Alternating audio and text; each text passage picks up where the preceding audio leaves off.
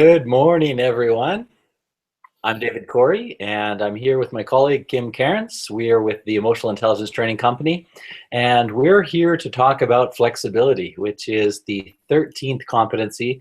They go in no particular order, but we keep track of them in a particular order. So this is number 13, and it's episode number 13 in our 15-part series on the 15 EQ competencies of the MHS Model of Emotional Intelligence, which was based on the work of Dr. Reuven Bar-On.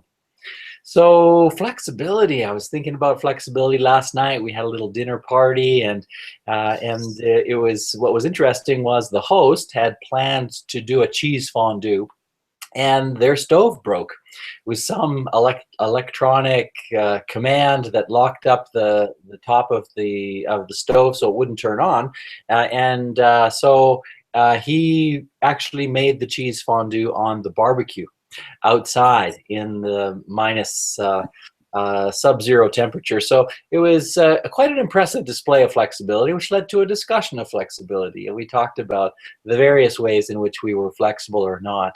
And it was a really interesting evening to just reflect and think about flexibility. Kim, what comes to your mind when you think of flexibility, and how did you want to start off the show today? Well, I think that that barbecued fondue is a nice start to the whole notion of flexibility, because I think that flexibility comes into play in every day of our lives.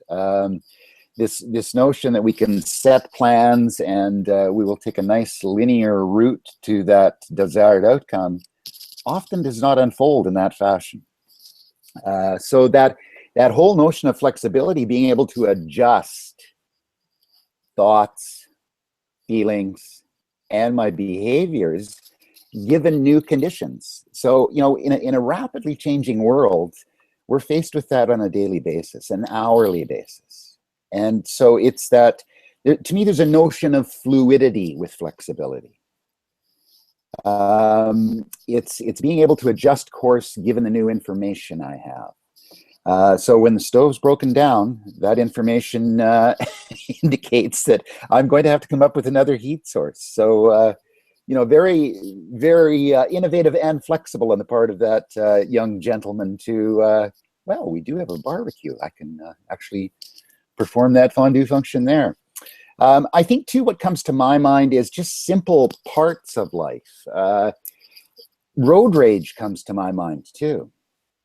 And all of the steps that lead up to that eventual road rage. But planning a route to a destination and then finding that the traffic is a lot heavier than I thought it was. And I have some choices there. I can get pretty wound up about that, or I can adjust my thinking about that. So I think there's so many chances throughout each day to practice flexibility. And like all of the other EI skills, practice is what's going to actually yield some different results. So taking advantage of those opportunities, seeing those opportunities to either get locked into what I had planned or to adjust to what the new conditions are. Well, I think you hit the nail on the head, Kim, when you said practice, because what we have to practice is we have to practice finding that balance between abandoning our plans, which might be very good plans. So sometimes we need to push, and we actually need to be a little inflexible in order to carry out our objectives. And other times we need to know when to say, okay, so this isn't working, and I'm going to have to again flex and bend and adapt to the current situation, and take in the new information and adjust accordingly. Now, it's that accordingly that's difficult. We were talking last night about certain CEOs who are actually very valuable to their companies because of their inflexibility. And one of the things that they do is they push agendas through, and they make big things happen, of course, at a terrible human cost. We heard about, and we personally know, between you and I, several situations or cases of people who were let go before Christmas, and it was just strange to us that a corporation could do something like that in such a heartless or seemingly heartless way. And obviously, they had a plan of some sort for corporate restructuring, for their business strategy, and they were trying to stick with it. But you know, it's just the cost sometimes that inflexibility, which can carry us to success. It's sometimes the cost to us personally, professionally, to other people of that inflexibility so so that practice that you talk about is practicing knowing when we're being too flexible on the one hand, too willing to give up our plans and not achieve our objectives, or on the other hand, being too rigid and steamrolling over people, and causing causing harm to those that maybe get in our way, or who are affected by our decisions. So yeah, practice. It's difficult. It's not easy. Yeah, definitely, Dave. And you know, as you're talking about that too, the other thing that comes to my mind is again the weaving of these, the interweaving of these EI competencies. And one of the things that comes to mind with regard to flexibility for me is definitely reality testing. It is that notion of being curious about what's going on. Oh, things are shifting in a different way than I thought they would, given my plan going into this. And with regard to those people that were let go before Christmas, and I'm sure there's been a number of them around the globe that happened to, is that whole notion of intention and impact. I may have a plan for shifting, but what's the impact of releasing somebody before a major holiday? You know, what's the ripple effect of that, and what's the message that I'm giving as a conscientious, ethical leader? So I can have that plan, and how about if we just shift that release to January, and maybe make the payout a couple of weeks longer, thinking about impact, thinking about people, thinking about relationships. So that whole interpersonal relationship part of flexibility too. I can have a great plan, and you and I are doing something together. Let's get clear about what each other's thinking about this desired income. Let's continue the dialogue. So interpersonal relationships, reality testing, very important with regard to flexibility. Absolutely, and I would also bring in emotional self-awareness, so that we are aware of the values that guide our decision making and that guide our plan implementation. So that when we're up against a situation where we have to make a decision which is going to impact on someone negatively, it's like, well, what are our values around impacting people negatively, and do we, in this situation, do we choose a more flexible approach that may be not quite as good for business, but good for the people that are involved, and in that way serve a higher value. So emotional self-awareness is going to help guide us as well in making sure that we're flexible, or maybe sticking to, and a little bit less flexible in order to achieve our goals. So again, that whole area of decision making is critically affected by our flexibility. And interestingly, flexibility is correlated with some of our decision making competencies, like problem solving, reality testing, and impulse control. So just think about impulse control for a moment and its relation to flexibility.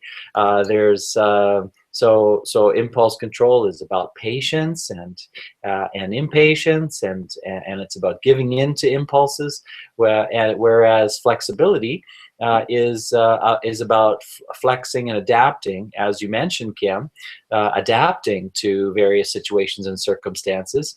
What if we're what if we lack impulse control and we're highly flexible? That could be a dangerous combination. Well, what that brings to mind to me, Dave, is this notion of flexibility. I think so often we, as and I'll just say Western Canadians, can sometimes associate flexibility with waffling, and it's really not. I mean, there's this perception, if I'm flexible, I'm not really willing to commit to anything. But to me, flexibility is about committing to something and being able to alter course given new information. So it's not waffling, but it's always being open to receiving new information and making adjustments that continue to take me where I want to go, but I may have to go off my initially planned route a bit. So that's not waffling, but we get these, we talked about assertiveness earlier on, and our confusion about assertiveness and aggressiveness. So I don't want to be too assertive. Well, assertiveness is just stating what's going on for me in the moment with the knowledge that I have. Flexibility is the same thing. It's I can stay on course, or I can adjust given the new information that I have. And to take that whole notion, that self-talk of, oh, am I waffling here? No, I'm being flexible and being able to recognize the difference between those. Yeah, we have to make that clear that flexibility is kind of an openness or a willingness to consider. Flexibility is not whatever. We often associate the phrase whatever. Well, whatever, and it's only partially correct, because of course we want people to we want people to feel that ability, that sense of being able to let go of things that are out of our control, so they don't affect us negatively after the fact. And yet it's not a whatever. Those things may have been important things, may have been significant losses, in which case we have to take our appropriate time to grieve. However, there are other things that that people may want to say, well, whatever. And it doesn't really matter. And in some cases, Kim, unfortunately, what a person who's doing that is saying is, I'm not willing to take responsibility for my feelings and my emotions in this case. So I used to think that I was being very flexible when my partner would say, where do you want to go for dinner? And I would say, wherever. It really doesn't matter to me. Actually, I was not taking up my my significant role in a mutually contributory relationship where we both contribute our thoughts and our feelings and our viewpoints and our perspectives. So I thought I was being flexible. Well, we'll just go wherever. It's fine. Rather than taking responsibility and thinking, okay, so wait a minute, what do I really want to eat? What do I feel like eating? Checking in with myself, trying to sort of access my emotional information that's going to help to guide my decision making around eating, and then contributing that to the relationship. So sometimes I think people think they're easygoing or they're flexible when in fact they are negligent in relationships. So we need to see our role in that way as well. So tell me, Dave, what's your prompt there? Let's continue to use that going out for dinner. When you felt you were being flexible before and saying wherever, it didn't really matter to you. So I think often what we're looking for here is what are the inner cues for you when the concept of going out for dinner comes up now. What happens internally for you that's different than when you thought you were being flexible? Yeah, good question, Kim. Now I really stop myself. As soon as I'm asked an opinion, I stop myself and I say to myself, what do I really think about that? What do I really feel like for dinner? And I kind of run through a couple of scenarios in my mind and say, okay, so would it be pizza or Chinese food or Italian, and just try to run through a couple of scenarios in my mind with restaurants that I know of. And try to determine whether whether I'm leaning one way or the other towards a particular kind of food, so that I can contribute my perspective in the relationship. And it goes for all kinds of things. What do you think about this? What do you think about that? I really try not to, and of course I'm as guilty as anyone of falling back into old patterns of saying it doesn't matter to me. I don't care about that. It's really all the same to me, or all the things that we do which really are negligent in relationship terms, because people are asking you because they want to know what your opinion is and what you have to contribute from your perspective to the discussion. And so of course we're talking to leaders in many cases, and we're saying to leaders, you can't duck that question by saying it really doesn't matter to me. It should matter to you. Someone's asking your opinion for a reason, and so it's, what is your opinion first and foremost, and going there and trying to come up with that. And inviting that dialogue to continue, right? Right now, this is what I'm feeling, this is what I'm wanting, this is what I'm desiring. And what is it like for you? Where are you at with regard to this decision? Yeah. So you're inviting that dialogue back and forth. You're contributing and inviting. We were last night. We were talking to a couple of people who are quite achievement oriented, and achievement oriented people, as you know, are people who make plans, who make goals overt. They write them down. They plan how they're going to achieve those goals, and they generally achieve them. And so, what is flexibility to someone like that? And it was really quite an interesting discussion for me, because I'm less like that than other people that I know.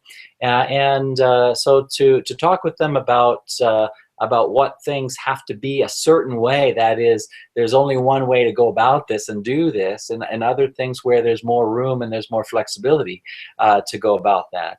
There's some people who have to have a tidy house. So it's interesting. Okay, so what if your house is not tidy? Can you still attend to your other work that you have to do, or do you have to tidy the house first? And what is the room for flexibility around that? And again, I think all of this just points to the highly personal nature of flexibility. That what's good for me regarding flexibility might not be good for you, etc. And again, going back to what is the right level of flexibility for you, because we're at that point right now where we're all thinking about 2016. What are we going to do differently, better? How are we going to improve our activity level in 2016, etc. How flexible are we with these goals? Are we making crazy, outlandish goals that probably will never happen? Or are we making goals that are at such a low level, they're too easy to achieve? Where's that point where we're making a goal which is a bit of a challenge to us, and one that we have a reasonable shot of achieving, and then how flexible are we going to be around whatever comes up that prevents us from standing in the way, that prevents us from actually following through on the things that we say we're going to do. So that's interesting in and of itself, is this whole idea of goal achievement. Did you make any New Year's resolutions, Kim, by the way? Well, flexibility is pretty high up there, actually, in terms of resolutions. And I'm not a big New Year's resolution person. I mean, I think to me it's important to be taking a look at where I am in life on a continual kind of basis. And am I headed in the directions I want to be? Am I doing the things I want to be doing? What is the level of meaning and fulfillment in all of those actions? So to me, it's not so much a January 1st kind of launch pad. It's an ongoing process of assessing where I'm at, and am I operating in congruence with what I value in life? But I think that in an overall fashion, I think there's this real need for more flexibility in how we all operate. I think in a dynamically changing world, one of the things that I'm fascinated by is just the different generational impacts of a rapidly changing world. And I look at young people in an era of actually quite high specialization with regard to education and training. And in reality, this young generation right now will probably change not just jobs, but careers 5 or 6 times during their lifetime. And so I think about, okay, so do you want to get really specialized at 22 years old? Is that a narrowing kind of way to approach what your future is going to be like? And then on the other end of the spectrum, I look at a lot of seniors and I talk with a lot of people that are of an age. Actually, it coincides with my age now that I think about it. But who had really determined that they were going to retire at 65 and or 60. And in talking to a lot of those people, it's, retirement's not the big drive right now. I want to be doing something that brings meaning and fulfillment in my life. So I'm shifting. I'm being flexible about how I'm viewing my older years. I had preconceived notions about how that time would be spent that were culturally driven and nuclear family driven. And now that I'm actually here in this space, it's that ongoing assessment process of what brings meaning in my life, what brings fulfillment. And for some people, it may well be golf 3 or 4 times a week and playing bridge and engaged in some lively dinners through the week. Maybe that's enough. But for other people, it's going to be, no, I want engagement in a number of different processes that I've wanted to do for a big chunk of my life, but due to working and providing for my family, those were the pressing matters at the time. But now this is an opportunity. It's an opportunity to be a bit more flexible about how I'm going to spend my time. Yes, and we haven't really highlighted the one of the best uses of flexibility, Kim, and that is in its role in stress management. That in actuality, flexibility is in the composite scale of stress management in our model of EQ. And of course, it serves a very useful purpose, and that is to be willing to let something go, to be willing to, rather than to push against something, that to push back. We use the image of a palm tree that's bent way over to the ground by the wind in our presentations, and part of that is that the palm tree is able to flex against the wind. And it doesn't, if it was more rigid, if it were designed to push back against the wind to a certain extent, then at some point the wind would win and break it off. And that's the way things are with us as well. The forces in our lives that push back against us or provide resistance to us achieving our goals, we have to know when to be flexible about those and just go with them and allow them to win. Because that in that way we're going to manage the stress that we experience, and the more we push back, the more we fight against things, the more we the more fights we take up, the more stress we are potentially creating for ourselves. And so it's which that old phrase, you pick your battles. So which battles are you going to pick? Which ones have meaning and a sense of purpose for you, and which ones don't? Which ones are simply battles perhaps for other people or for other reasons that actually aren't your reasons or meaningful or have a sense of purpose for you? So flexibility is a tool for us to help us when we're feeling stressed. It's like, how badly do I want this? How much do I need this to happen? How much can I actually let go and still achieve a reasonable proximity of my former goal? Reasonable proximity? That's not correct. Reasonable flexibility, perhaps. In any case, how flexible can we be? And we were laughing about scheduling this broadcast because I accidentally scheduled it for the wrong day, and so we simply, Kim called me and let me know that I actually picked the wrong day. So all right, so let's go back in and fix the date, and it's no big deal, no harm done, and we had a good laugh about it. And whereas some people, that might have really thrown them for a loop or created a great deal of stress for them. It's like, okay, so what is the impact of this? How bad is this? And can I let it go? Can I just be flexible and go with it? Kim, you're laughing about our date mix-up. Well, no, and what's running through my mind as I'm listening to you talk is just this great opportunity for creativity with regard to flexibility and stress management. Yes. And that notion of, okay, I'm faced with these new roadblocks that I didn't anticipate entering into this endeavor, and now I have this opportunity to get creative about how I'm going to address them.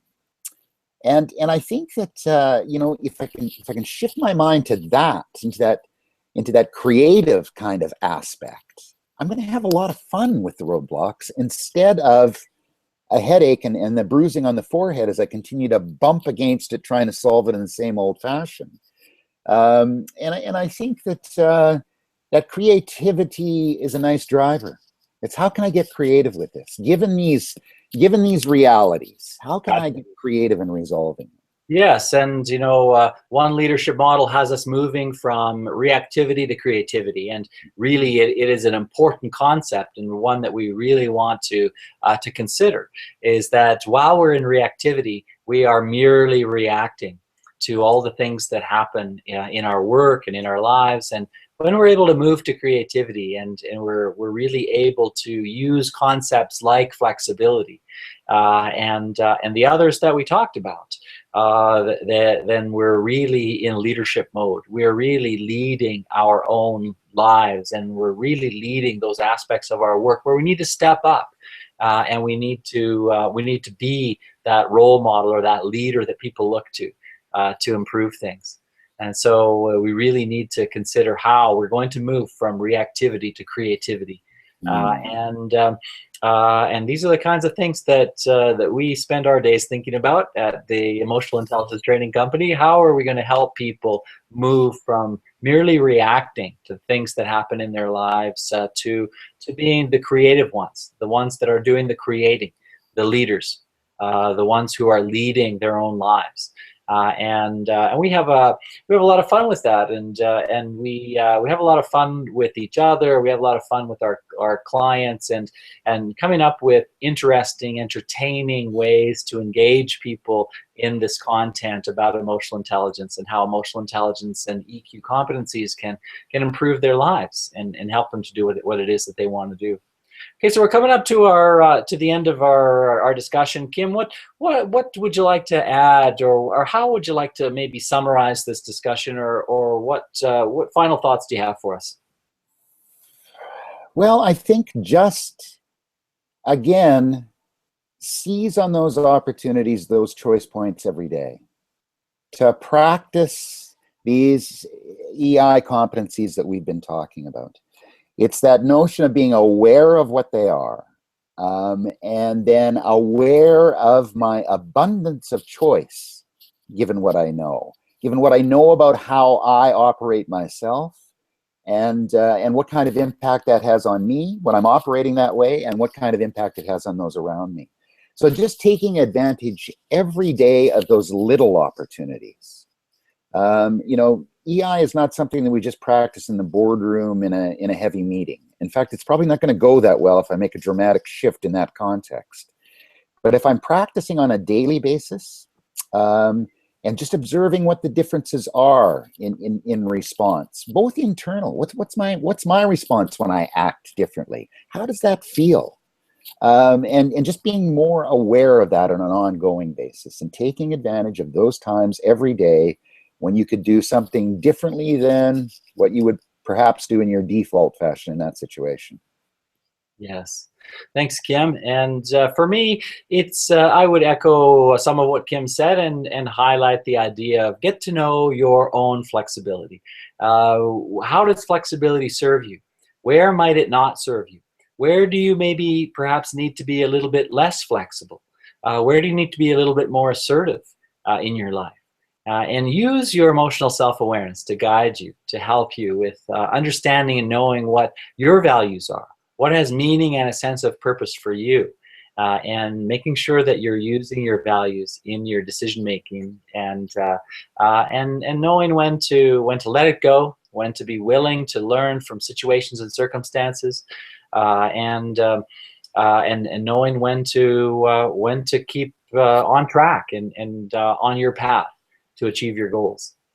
So if you haven't checked out our website, please do that. It is at eitrainingcompany.com.